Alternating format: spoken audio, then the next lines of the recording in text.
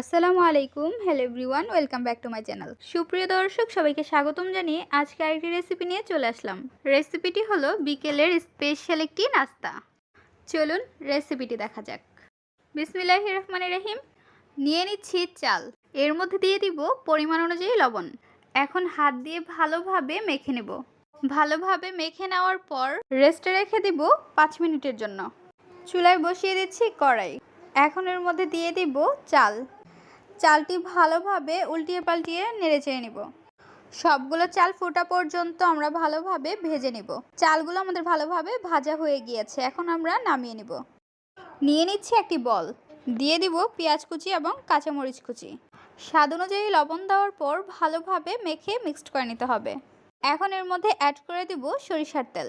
তেল দিয়ে ভালোভাবে মিক্সড করে নিতে হবে। এখন এর মধ্যে অ্যাড করে দেব শসা কুচি, লেবু কুচি, ধনিয়া পাতা এবং টমেটো কুচি। সবগুলো উপকরণ একসঙ্গে নিয়ে নিচ্ছি। এখন আবারও ভালোভাবে হাত দিয়ে মেখে মিক্সড করে নিতে হবে।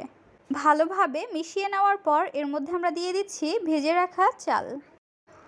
চাল ভাজাটি ভালোভাবে মেখে নিচ্ছি। আরও টেস্টি এবং ইয়াম্মি করার জন্য এর মধ্যে দিয়ে দিচ্ছি পটেটো চিপস এবং রিং চিপস। হাত দিয়ে ভালোভাবে ভেঙে গুঁড়ো করে নিচ্ছি। এখন এর মধ্যে দিয়ে দিব রুচি চানাচুর এবং ঝাল চানাচুর। একসঙ্গে মাখিয়ে মিক্সড করে নেব। মিক্সড করে নেওয়ার পর এর মধ্যে দিয়ে দিব চাল ভাজা এবং লেবু কুচি।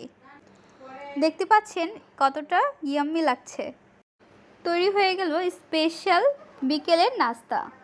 এমন নাস্তা থাকলে আর কিছুই লাগে না। আমাদের এই স্পেশাল নাস্তাটি আপনাদের কাছে কেমন লেগেছে তা অবশ্যই জানিয়ে দিবেন আমাদের কমেন্ট বক্সে। ভিডিওটি যদি ভালো লাগে অবশ্যই একটি লাইক করে দিবেন।